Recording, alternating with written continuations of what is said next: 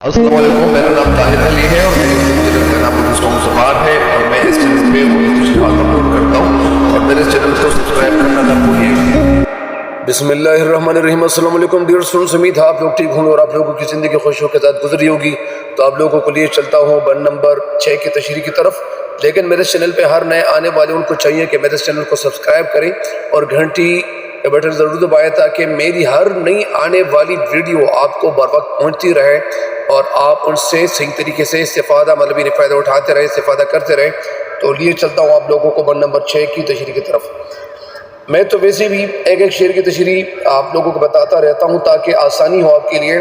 پورے بند کی تشریح کرنا، اس میں سے زیادہ تر اسٹوڈنٹس کو یہ الجھن ہوتی ہے اور ان کو یہ نہیں پتہ چلتا کہ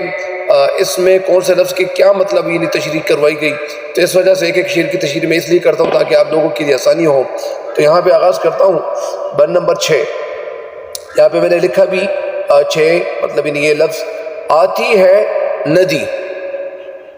آتی ہے ندی فراز کوہ سے گاتی ہوئی، آتی ہے ندی فراز کوہ سے گاتی ہوئی، کوثر و تسنیم کی موجوں کو شرماتی ہوئی،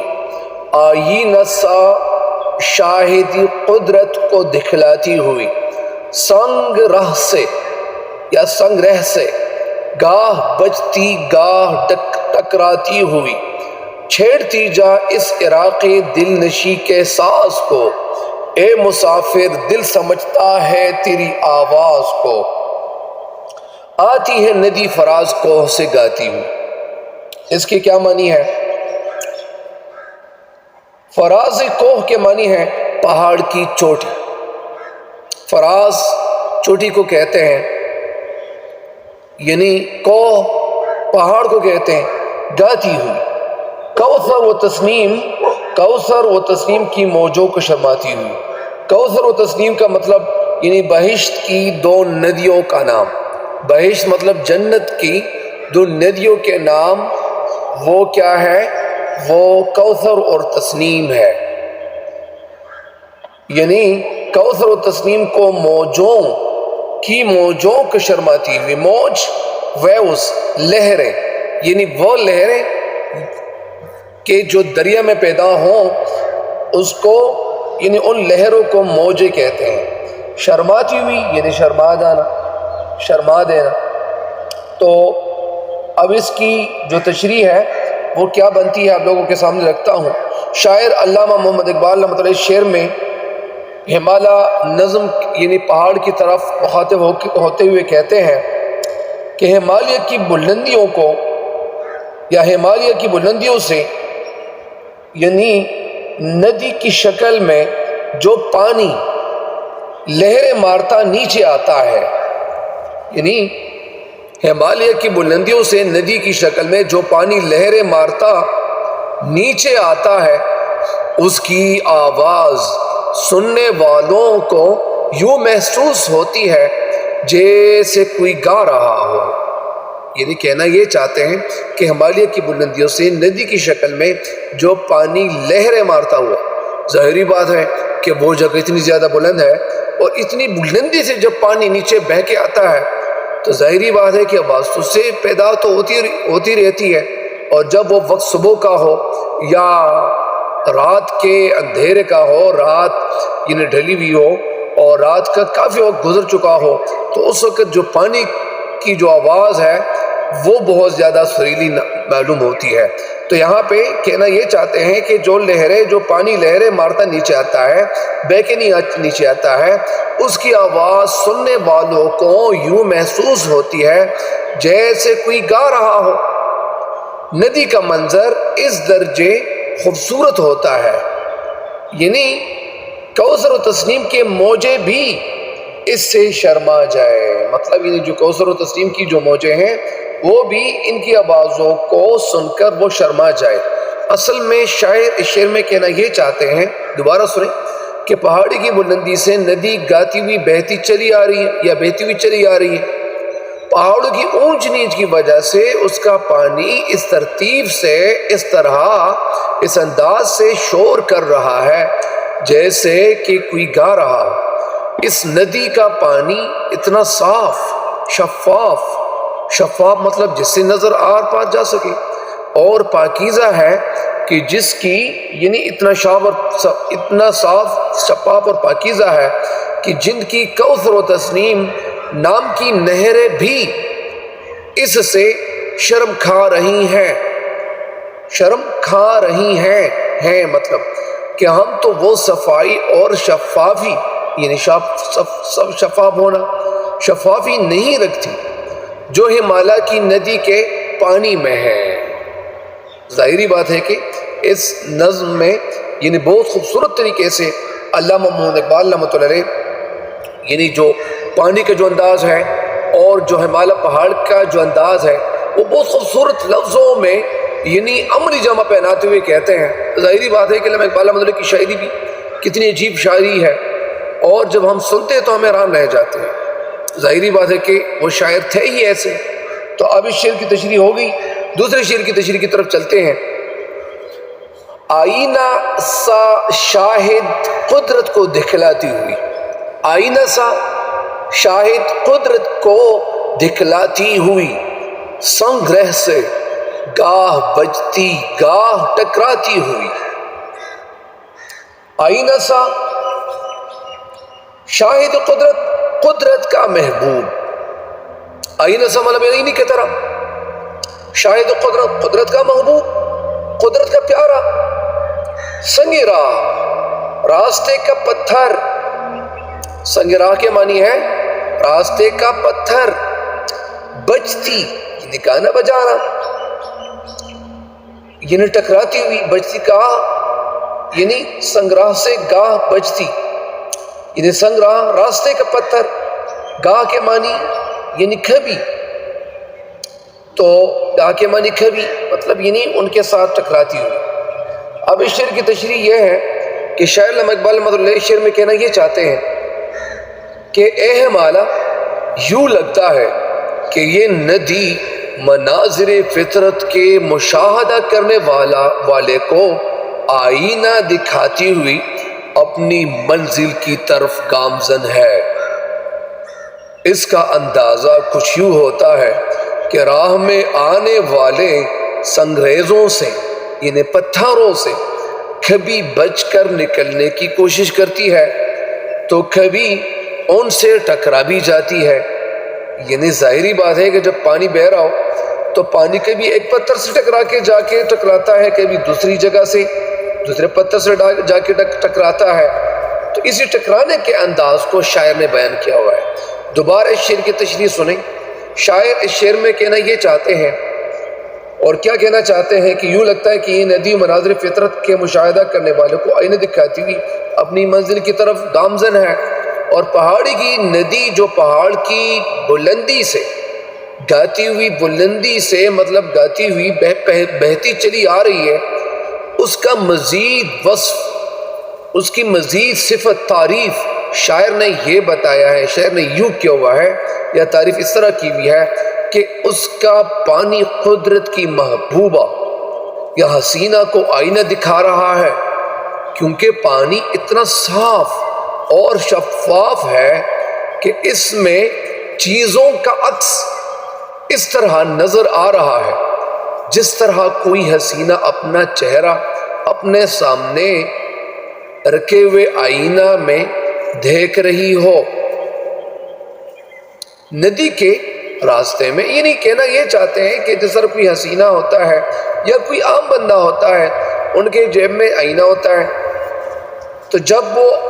آئینے میں اپنے چہرے کو دیکھتے ہیں، جب اپنے بال کو سنوارتے ہیں، اپنے بالوں کی کنگھی کرواتے ہیں یا کرتے ہیں، تو اس وقت وہ آئینے کی طرف دیکھ رہے ہوتے ہیں، وہ بندہ دیکھ رہا ہوتا ہے کہ میں کتنا حسین ہوں۔ ظاہری بات ہے کہ اللہ تعالیٰ کتنا حسین ہے، اللہ تعالیٰ نے یہ دنیا جو تخلیق کر رکھی ہے۔ ندی کے راستے میں یعنی شاعر کہتے ہیں کہ جس طرح کوئی حسینہ اپنا چہرہ آئینہ یعنی اپنا چہرہ آئینے کے سامنے یعنی اس طرح دیکھ کر وہ دیکھتی ہے، یعنی جس طرح کوئی حسین اپنا چہرہ اپنے سامنے رکھے ہوئے آئینے میں دیکھ رہی ہو، ندی کے راستے میں جو پتھر آتے ہیں کبھی وہ ان سے ٹکرا کر اور کبھی ان سے بچ کر اپنا سفر جاری رکھے ہوئے ہیں۔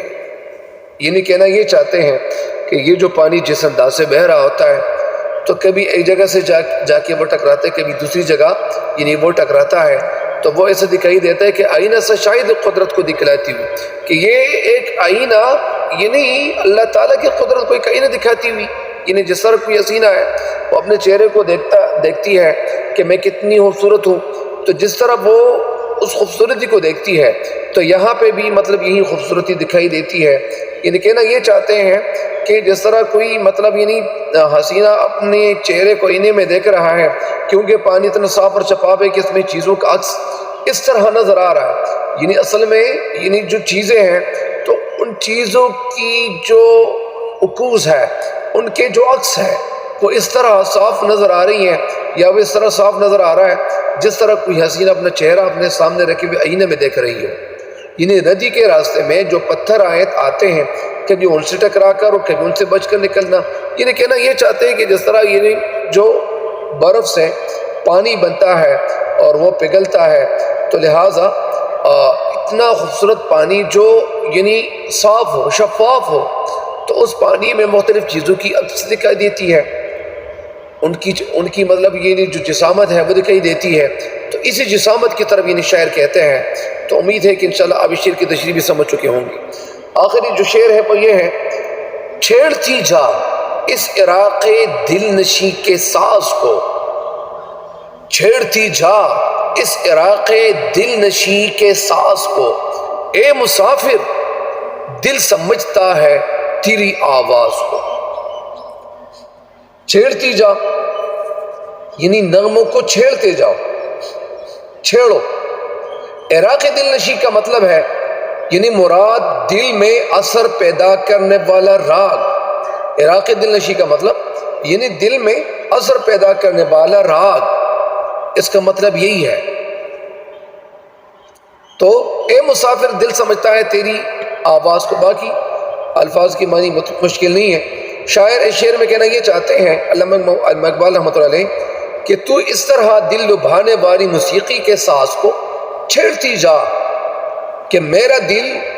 تیری اس صدا کی معنویت سے، اس میننگ فل سے، جس میں جو صدائیں ہیں، جو آواز ہے، اس سے پوری طرح آشنا ہے۔ یعنی شاعر علامہ محمد اقبال رحمۃ اللہ شعر میں کہنا یہ چاہتے ہیں، یہ تشریح تھوڑی سی تفصیلی ہے اس شعر کی تاکہ آپ کو مکمل طور پر آگاہی ہو۔ شاعر علامہ محمد اقبال رحمۃ اللہ علیہ اس شعر میں کہنا یہ چاہتے ہیں، اے پہاڑ کی بلندی سے گاتی ہوئی آنے والی ندی، اپنا گانا بند نہ کر، اپنے نغمے یعنی اسی طرح یعنی جاری رکھ، بلکہ اس دل میں اتر جانے والے نغمہ کے ساز کو چھیڑتی رہ۔ اے مسافر، اے اپنی منزل کی طرف بڑھتی ہوئی ندی،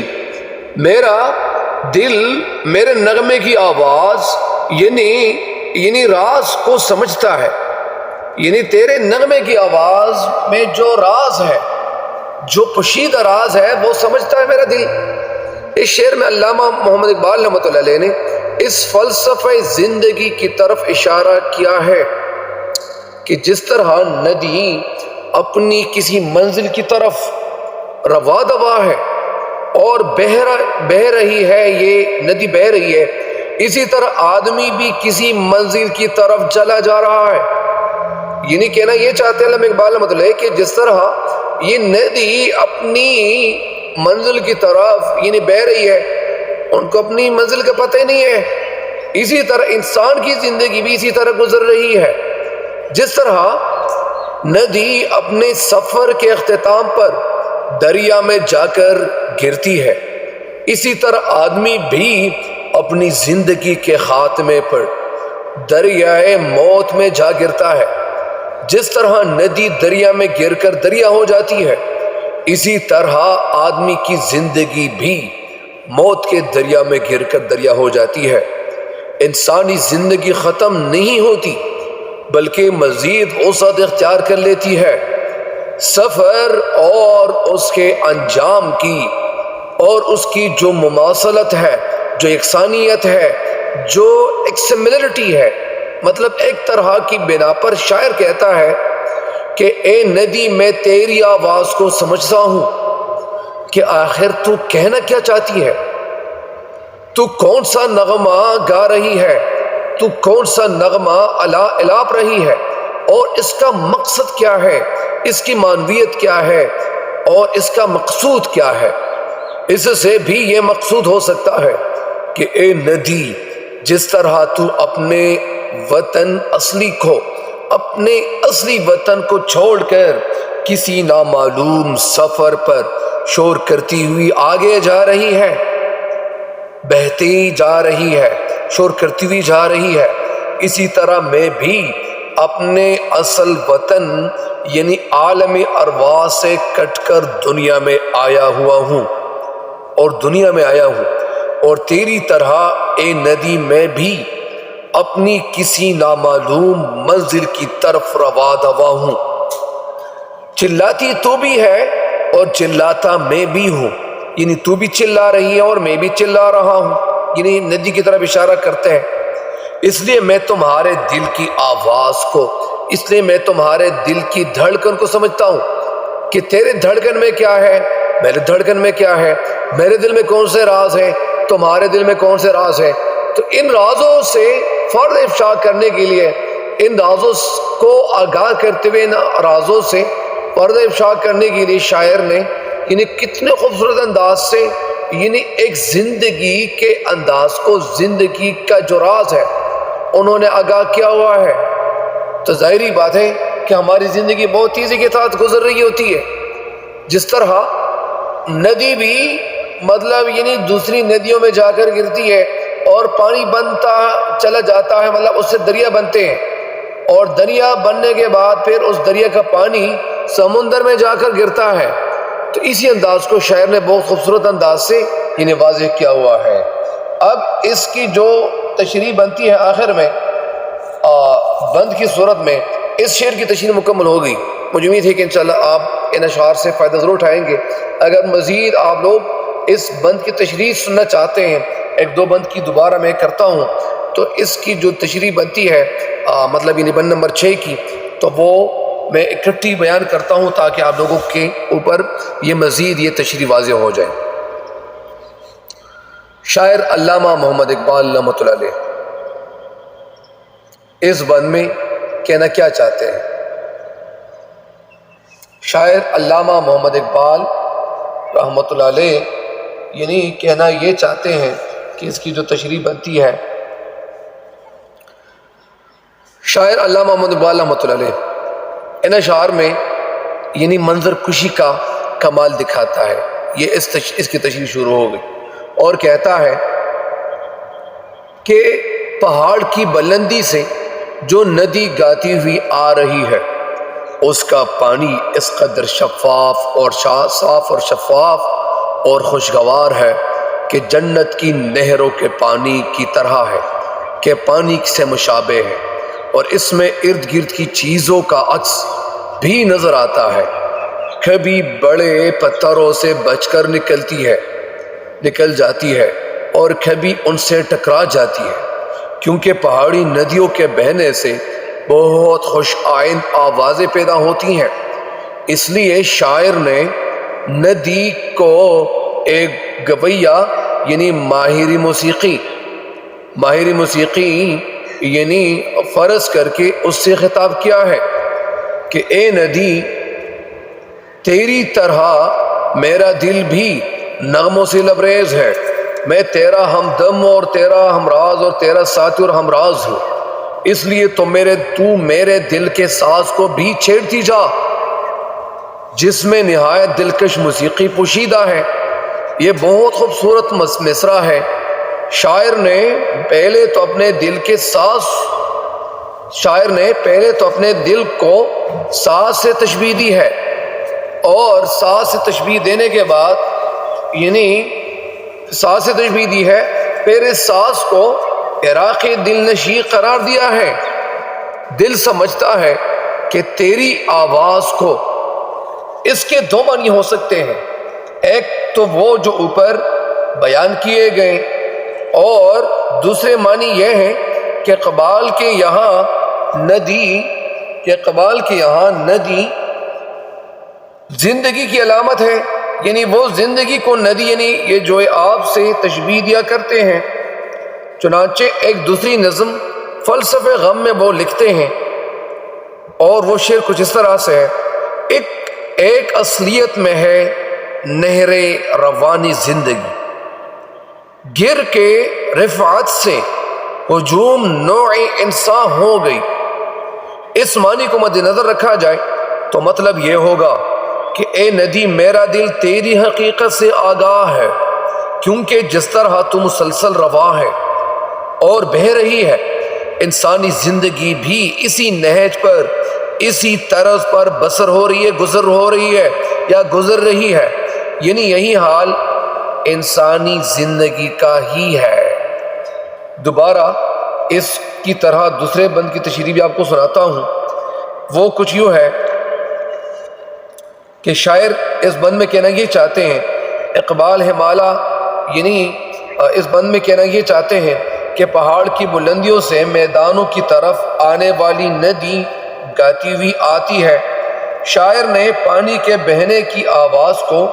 ندی کے نغمے سے تعبیر کیا ہے۔ یہ پہاڑی ندی اپنے ٹھنڈے، میٹھے اور صاف اور شفاف پانی کے علاوہ اپنے چلنے کے انداز سے بھی جنت کی نہروں کو کوثر اور تسنیم سے سبقت لے جاتی ہے۔ یہ ندی مناظر فطرت یا مناظر قدرت کا مشاہدہ کرنے والے کو آئینہ دکھاتی ہوئی اپنا سفر کرتی ہے، یعنی مناظر فطرت اس کے شفاف پانی میں منعکس ہوتے رہتے ہیں اور یہ ان کے لیے آئینے کا کام کرتی ہے۔ ندی کا پانی کبھی تو راستے میں آنے والے پتھروں سے بچ کر گزر جاتا ہے اور کبھی ان سے ٹکرا جاتا ہے۔ اقبال رحمۃ اللہ علیہ ندی کو مخاطب کرتے ہوئے کہتے ہیں کہ تو دل کو لبھانے والی موسیقی کے سازوں کو چھیڑتی جا، اور اے سفر کرنے والی ندی، دل تیرے نغموں کی معنویت کو سمجھتا ہے۔ تیرے اندر جو معنوی، یعنی جو معنی چھپے ہوئے ہیں، جو انداز، یعنی جو راز چھپے ہوئے ہیں، وہ راز اور انداز کو سمجھتا ہے۔ اس بند میں علامہ محمد اقبال رحمۃ اللہ علیہ نے سیدھے سادھے انداز میں ایک منظر بیان کیا ہے جو اپنی ماہیت کا مطلب یعنی اصلیت، یعنی شکل، اصلیت، اصل کیفیت کے اعتبار سے بہت خوبصورت اور دلاویز ہے۔ امید ہے کہ انشاءاللہ آپ اس بند کی تشریح سے استفادہ ضرور کریں گے، فائدہ ضرور اٹھائیں گے، اور مجھے بھی دعا میں یاد رکھیے گا تاکہ میں اسی طرح اس سے بہترین انداز میں آپ لوگوں کو تشریحات سمجھاؤں اور آپ لوگوں کے اوپر یعنی جو علامہ اقبال رحمۃ اللہ کی جو شاعری ہے وہ صحیح طریقے سے، صحیح انداز سے اس طرح اس کی تشریح، اس کا حق ادا کر لوں تاکہ کسی کو بھی کوئی الجھن نہ ہو، کسی بھی اسٹوڈنٹ کو، کسی بھی طالب علم کو۔ میں خود کو بھی طالب علم سمجھتا ہوں، مجھے بھی مطلب الجھن نہ ہو، کسی اور کو بھی الجھن نہ ہو۔ امید ہے کہ انشاءاللہ آپ مجھے دعاؤں میں بھی یاد رکھیں گے۔ اللہ تعالیٰ ہم سب کا حامی ناصر ہو۔ اللہ تعالیٰ سارے مسلمانوں کے اس دنیا سے کامل ایمان کے ساتھ رخصت فرمائیں، اور جہاں پہ بھی مسلمانوں کے اوپر مطلب یعنی مشکلات ہیں، اللہ تعالیٰ سارے لوگوں کی مشکلات کو آسان کریں۔ مجھے بھی دعاؤں میں یاد رکھیے گا۔ تب تک کے لیے مجھے دیجیے اجازت۔ اللہ نگہبان۔